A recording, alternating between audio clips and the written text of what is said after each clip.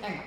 En la última clase del año pasado, estuvimos viendo cuál era el contexto histórico y social de la literatura después de la Guerra Civil Española. Para entender qué es lo que pasa después de la Guerra Civil Española, en lo que se llama la literatura de posguerra, hay que entender qué pasó durante la Guerra Civil. Durante la Guerra Civil, bueno, después del golpe de Estado del general Franco, las tropas franquistas, las tropas golpistas, son las que acaban ganando la Guerra Civil después de 3 años y no solamente ganan la Guerra Civil, sino que después van a imponer un régimen autoritario que va a durar 40 años.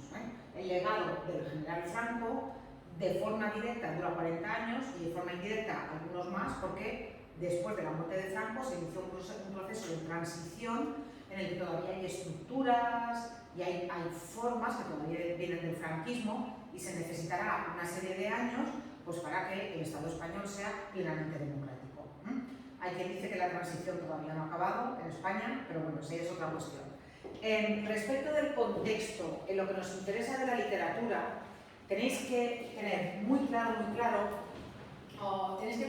algunos conceptos. En primer lugar, es un periodo de 40 años y si bien durante los 40 años hubo una serie de elementos que fueron constantes, sí que, digamos, el calado de esos elementos no es igual en todas las décadas. Por ejemplo, en todas las décadas del franquismo hubo censura, pero no es la misma censura la que se vive en los años 40 que la que se vive en los años 70, por ejemplo. Es una censura mucho más light, mucho menos censura, aún siendo censura, no es la censura tan salvaje de los años 40. La falta de libertad es absoluta durante los años 40 y también durante los años 50, pero durante los años 60 y 70 el régimen tiene que levantar un poco la mano por razones obvias que tienen que ver con el desarrollo de España. Vienen turistas, los turistas traen nuevas formas de pensar, traen libros, no se puede quitar a un turista que entra por la frontera un libro, porque lo vendan aquí. Tú no puedes prohibir que una mujer vaya en bikini a la playa, una española, cuando la sueca o la inglesa está en bikini. Entonces, esa libertad, esa falta de libertad, que sí que es común, como os digo, en todos los años del franquismo, sí que es verdad que en las últimas décadas es algo más suave, ¿no? Está más suavizada que en las primeras décadas del franquismo. Pero aún así, hay una serie de elementos, como os he dicho. Bueno, en primer lugar, pensad en la muerte de algunos de los autores que fueron punteros. Es el caso, por ejemplo, Unamuno murió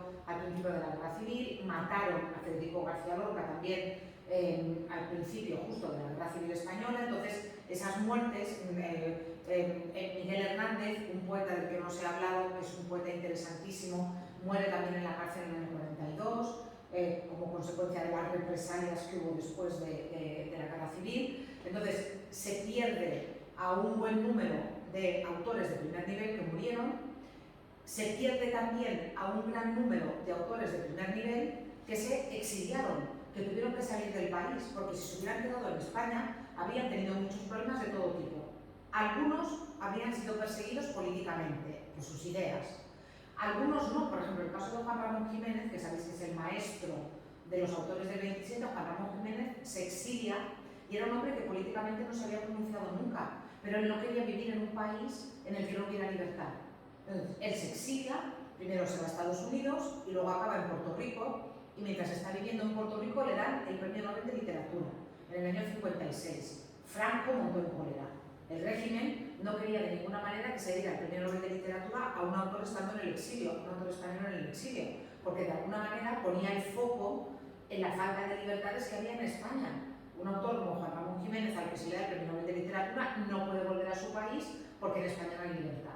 Pero le dieron el Premio Nobel de Literatura y esto no se lo quitaron como al pobre Benito Pérez Galdós.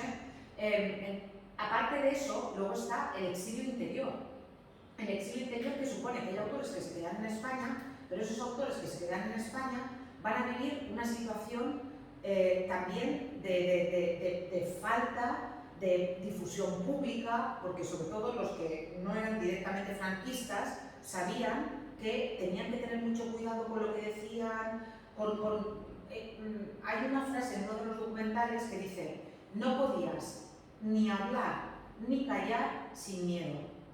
Entonces, claro, esa gente que estaba allí entre dos aguas tenía que tener muchísimo cuidado de no significarse, de que su nombre no saliera en los medios, de vivir como medio escondido, pasar medio desapercibido, justamente para eso, para que el foco no se pusiera sobre ellos y no se pusieran a rebuscar y todavía acabaran en la cárcel o algo peor. Entonces, vivían ese exilio interior y aparte de todo eso, se vivía la censura, que también, como vimos el otro día, era triple. Había una autocensura, que esta es la primera.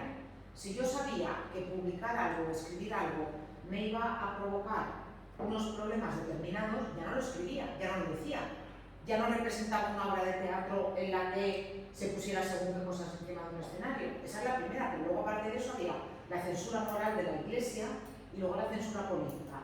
Cualquier cosa que fuera en contra del régimen o que no fuera abiertamente pro-régimen era censurada. Y además de todo eso, había otra cosa, y es que hay, sobre todo en los años 40, una falta de medios. No había papel en España, por ejemplo, no había fábricas. España quedó completamente destrozada después de la Guerra Civil. Entonces, los pocos libros que se publicaban justo al principio de los años 40 eran libros que eran abiertamente franquistas. Ahora veremos, cuando veamos la poesía de posguerra, porque muchas veces nos olvidamos que paralelamente a la literatura que yo os voy a explicar, hubo toda una literatura de alabanza del régimen franquista que hoy en día está enterrada y que hoy en día no se lee, pero que en ese momento fue la literatura que tuvo éxito. Y hay, mirad, ahora hay en Netflix una película que se llama Los renglones torcidos de Dios. Si tenéis ocasión, bueno, la veis si queréis, pero me refiero, es de un autor que era Torcuato Luca de Tena, que este señor era abiertamente franquista y este señor era probablemente el novelista más leído del franquismo. Hoy en día no se estudia porque su obra es una obra que no es una obra de calidad equiparable a la de otros novelistas que digamos que no eran profranquistas, para entendernos, pero sí que hubo. Entonces, si una editorial tenía que publicar en los años 40 algo que no sabía cómo iba a salir y que era, en fin, el pensamiento del autor no quedaba muy claro, o algo que era abiertamente franquista, para ganarse el favor del régimen iba a publicar lo que era abiertamente franquista. Entonces, en ese caldo de cultivo, ¿qué va a pasar? Que los autores que empiezan a escribir en los años 40 no tienen referentes, no tienen maestros. Cuando empiezan a escribir, los jóvenes que se incorporan a la literatura en los años 40 se encuentran con que los que habían sido sus maestros naturales o están en el exilio, o están muertos, o directamente son autores que no se pueden leer porque el franquismo lo prohíbe. O sea, en España no se podía publicar a Federico García Lorca. Hasta que Franco no muere, a Federico García Lorca no entra en los libros de texto. Hasta que Franco no muere, a Federico García Lorca no se lo puede representar encima de un escenario, porque era un autor que estaba prohibido, como la inmensa mayoría de los autores que no habían sido directamente franquistas. Entonces, esos jóvenes que empiezan a escribir en los años 40, autores como Camilo José Cela, o poetas como los que veremos ahora, son autores, son poetas, son escritores de teatro que de alguna manera se inventan de la nada, porque les faltan esos referentes que todas las generaciones anteriores habían tenido. Aunque fuera para ir en contra de ellos, los vanguardistas van en contra de los modernistas van en contra de los realistas, pero tienen esos referentes.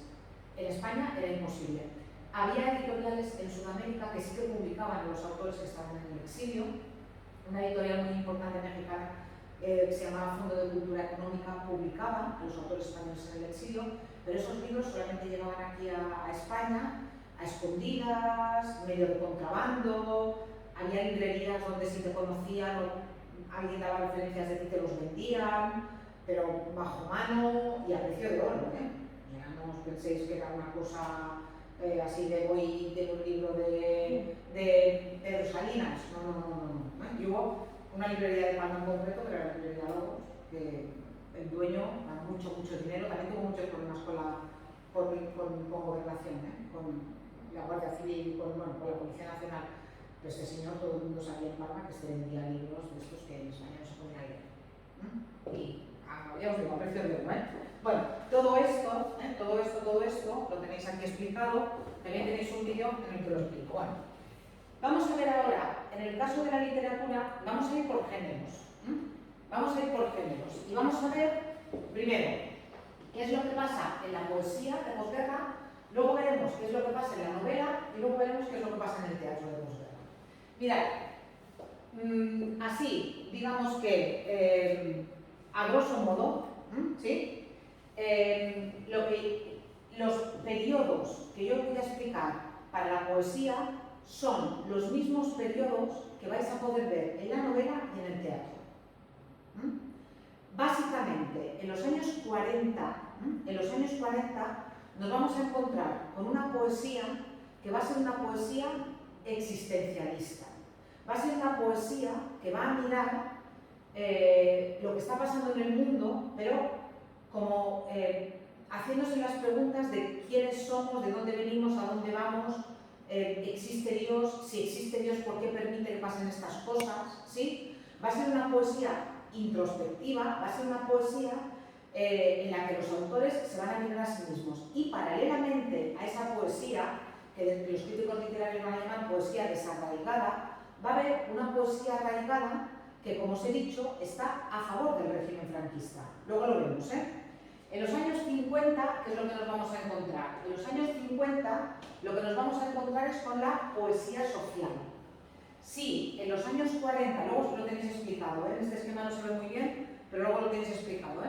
Sí, en los años 40 la mirada era la de los autores hacia sí mismos, y qué mal estoy yo y qué mal estoy pasando y cómo me puedo ver en esta situación viniendo de donde he venido, ¿sí? En los años 50 la mirada se va a abrir hacia la sociedad y se va a escribir un tipo de poesía siempre con muchos problemas con la censura, en la que los autores van a pedir un poco de justicia social, van a pedir mejores condiciones para los trabajadores, van a pedir más libertad. Pero ya os digo, siempre con muchísimos problemas con la censura. Los autores de la poesía social de los años 50 estuvieron entrando y saliendo de la cárcel, vamos, los años 40, los 50, los 60 y casi hasta la muerte de Franco, ¿eh? ¿Qué va a ocurrir con la poesía en los años 60? Pues en los años 60 nos vamos a encontrar con la llamada generación del 50, que va a combinar las dos tendencias anteriores. Y nos vamos a encontrar con una poesía que va a conectar muy bien con el público, y va a ser una poesía que va a tener una vertiente existencialista, pero también una vertiente social. Luego lo veremos con el caso de dos autores en concreto, y con dos poemas que os voy a poner, uno de Gil de Viedma y uno de Goytisolo. Y después, a partir de los años 70, nos vamos a encontrar con variedad de tendencias, que es algo que también vamos a ver en la novela. Lo que os he dicho vale también para la novela. En los años 40 nos vamos a encontrar novela existencial, en los años 50 novela social, en los años 60 nos vamos a encontrar novela experimental, y en los años 70, y a partir de ahí, tendencias varias, ¿eh? Y con el teatro pues más o menos lo mismo. Empezamos entonces con los años 40. ¿Qué pasa en los años 40? Bueno, primero, en los años 40 tenéis que tener en cuenta que la guerra civil del 36 al 39 y, claro, yo os voy a hablar de autores que escriben en España o que se quedan en España, pero paralelamente tenéis que pensar en esos autores de la generación del 27, de la generación del 14 que os he explicado, de las vanguardias, que se han exiliado en el extranjero y que continúan escribiendo en el extranjero con esa falta de público natural a la que ya me he referido en alguna ocasión. Claro, ¿quién va a leer a Juan Ramón Jiménez cuando está en Estados Unidos? ¿Quién va a leer a Luis Cernuda, poeta que escribe en español, cuando está viviendo en Inglaterra? Esos autores van a tener poquísimo público cuando venían de España y en España de tener gran éxito, ¿eh? Entonces, paralelamente a lo que yo os voy a explicar, hay una serie de autores que viven en el exilio, algunos vuelven, algunos no. Yo no sé si vosotras hicisteis aquí segundo, pero si hicisteis aquí segundo leísteis La Dama del Alba. Alejandro Casona, que es el autor de La Dama del Alba, es de teatro, ¿eh? Pero Alejandro Casona, por ejemplo, volvió del exilio en los años 50. Alejandro Casona murió en España, después de haberse exiliado. Entonces, hubo algunos que pudieron volver durante el franquismo, algunos, por ejemplo, el caso de Rafael Alberti, que sí que fue poeta. Rafael Alberti, como tuvo una vida bastante larga, él volvió a España con la democracia y y creo que ya os lo conté, que incluso se presentó a las primeras elecciones democráticas y sacó un escaño por el Partido Comunista y fue senador por el Partido Comunista. Entonces, algunos pudieron volver, pero otros no. Otros murieron en el exilio y esos continuaron escribiendo. Entonces, ¿qué ocurre con la poesía de los años 40 en España? Bueno, lo que os he dicho. Por un lado, nos vamos a encontrar con poesía que, atención, no es mala, ¿eh? Hay autores de esta tendencia arraigada. ¿Arraigada en qué? En los valores del franquismo. Poetas, escritores a los que ya les va bien. Que Franco haya impuesto esa dictadura en España, porque a ellos les va bien, como a la familia de Pablito en las bicicletas son para el verano, a ellos les va bien, comulgan con los valores franquistas, les va bien que España sea católica, les va bien que las mujeres vuelvan a la cocina, les va bien que haya orden, que haya disciplina, que haya censura. Y esos autores a los que valores como Dios, la patria, la familia, el calor del hogar, les parecen valores que tienen que defender, escriben una poesía que, repito, no es mala. Hay poetas muy buenos en esa tendencia de la poesía arraigada, pero que hoy en día no se leen. Porque como detrás de esos poetas hay unos valores que son unos valores que hoy en día rechazamos, se está produciendo, digamos, el efecto contrario. O sea, si durante el franquismo autores que defendían la libertad o que defendían un régimen democrático no eran leídos, hoy en día autores franquistas que son buenos no se leen. No se leen porque detrás hay una ideología con la que nosotros no comulgamos. Ellos sí, pero nosotros no. ¿Qué es lo mejor de la poesía de los años 40?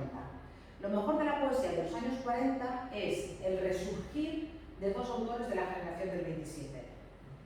Sin ponerse de acuerdo, en el año 1944, los tenéis, Vicente Aleixandre y Dámaso Alonso publican dos libros que van a ser libros centrales en la poesía de posguerra española. Van a escribir, en el caso de Vicente Aleixandre, Sombra del Paraíso, y en el caso de Dámaso Alonso, una obra que se llama Hijos de la Ira, con poemas como este que tenéis aquí.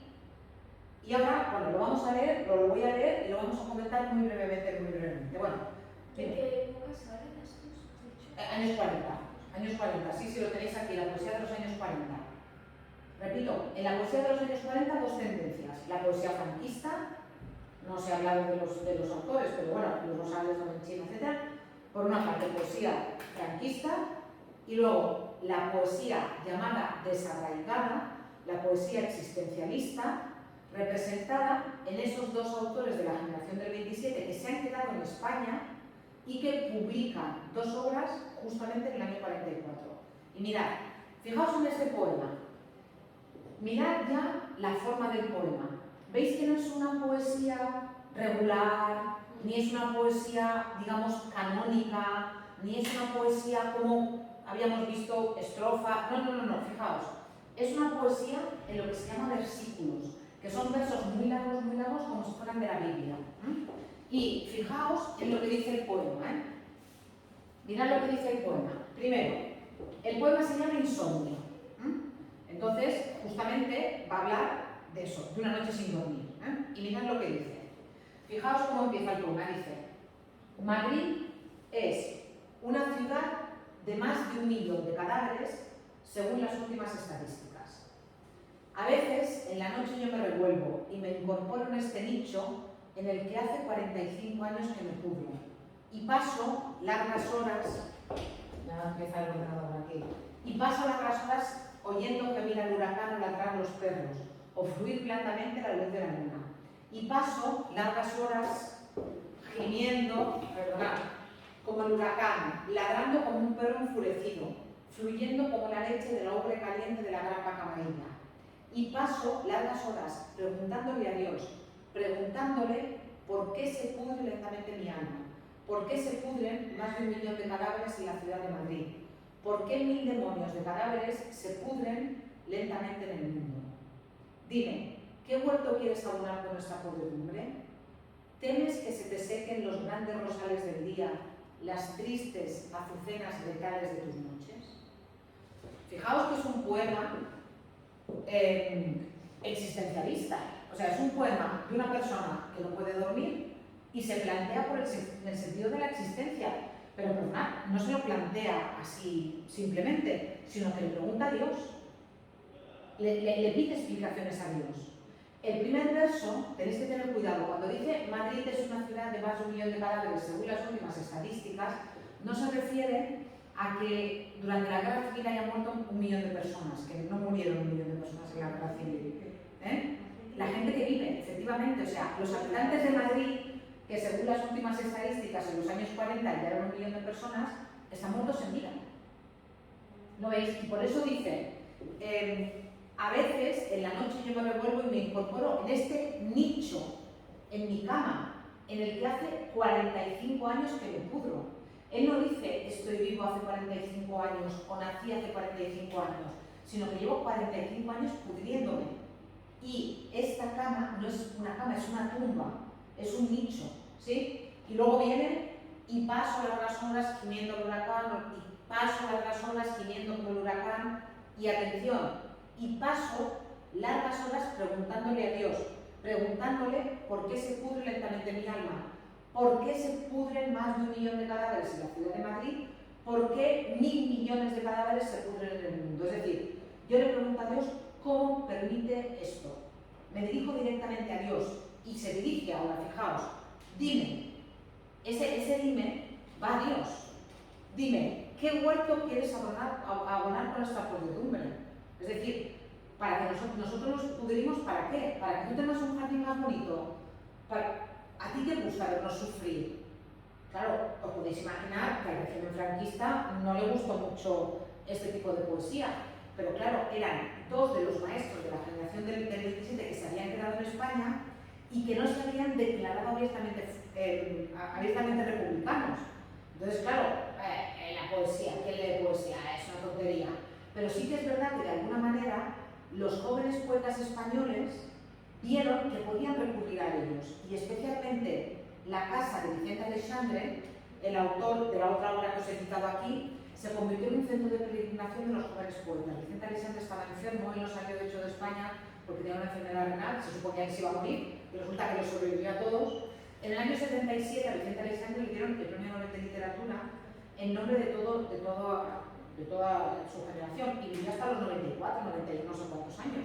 Se iba a morir y no se murió, se murió el más viejo de todos. Pero sí que es verdad que de alguna manera, después de la publicación de los jóvenes poetas que no querían escribir siguiendo esos principios del franquismo, iban a su casa a que les diera lecciones de poesía, digamos. ¿Sí? Eso es lo que pasa en los años 40. Pero lo más destacado es esta poesía existencialista. ¿Sí? ¿Qué ocurre en los años 50? Como os he dicho antes, en los años 50 se abre el foco. Y entonces, en los años 50 nos vamos a encontrar con una poesía a la que le podemos poner la etiqueta de poesía social. ¿Por qué poesía social? Pues porque nos vamos a encontrar con autores que van a empezar a criticar de forma más o menos abierta, más o menos abierta, las injusticias de la sociedad, que van a denunciar también la falta de igualdad en España, las condiciones de los trabajadores, y dentro de esos autores de la llamada poesía social destacan 2 nombres, que son Blas de Otero y Gabriel Celaya. Y fijaos, por ejemplo, este libro de Blas de Otero, fijaos cómo se titula, y además tiene mucho que ver con las bicicletas son para el verano. Pido la paz y la palabra. ¿Os acordáis del final de la obra cuando Luisito le dice a su padre, pero papá, no había llegado la paz? Y el padre le dice, no ha llegado la paz, ha llegado la victoria. No ha llegado la paz, ha llegado la victoria. Fijaos en el título.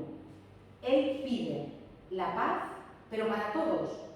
Porque claro, Franco vendía los 40 años de paz en España, pero esos 40 años fueron a costa de matar a decenas de miles de personas durante los años en los que ya no había guerra. Porque en una guerra es verdad que por un bando y por otro se hacen barbaridades. Pero luego, una vez ha terminado la guerra, Franco durante 40 años siguió matando.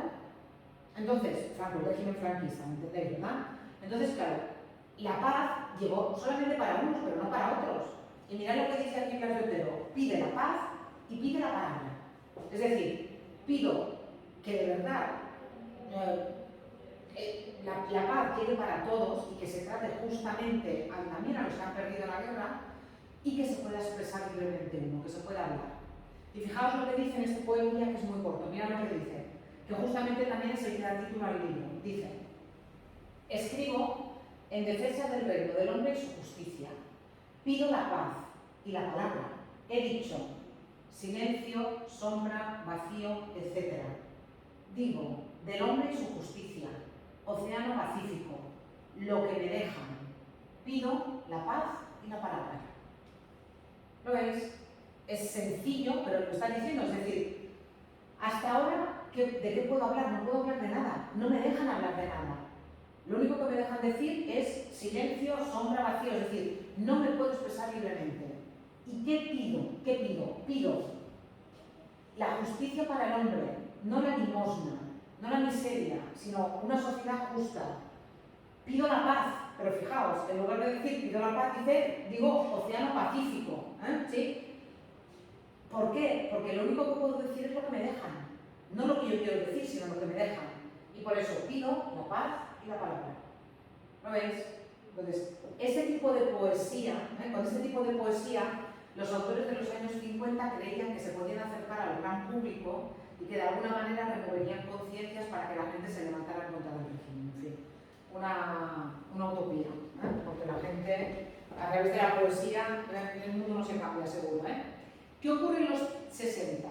¿Qué ocurre en los 60? Bueno, la poesía de los 60 va a ser una poesía cultivada por los autores que se van a llamar generación de los 50. Y vais a decir, pues vaya lío, ¿no? Es la poesía de los 60, pero es la generación de los 50, sí. ¿Por qué la generación de los 50? Porque la mayoría empiezan a publicar algún libro a finales de los 50. Pero cuando explotan como grandes poetas, y como los grandes poetas que todavía hoy en día son reconocidos, es en los años 60. En esta generación de los 60 va a haber dos grupos. Va a haber un grupo de Barcelona, con una serie de poetas, hombres y mujeres muy destacados, y un grupo de Madrid, también con una serie de poetas, hombres y mujeres muy destacados.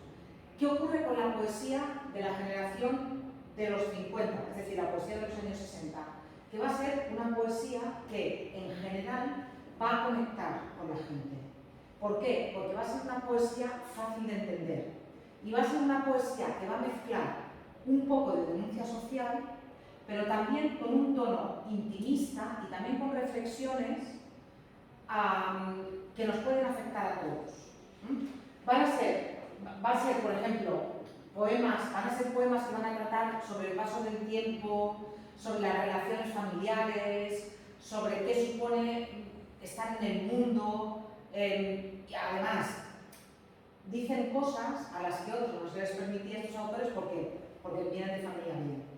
Estos autores eran señoritos, decían, había un verso que los describía como señoritos bien. Entonces, claro, esta gente que venía de familia franquistas, de familias burguesas, de familias ricas, era como que jugaban a ser poetas. Eso es lo que pensaban, no jugaban a ser poetas, eran poetas.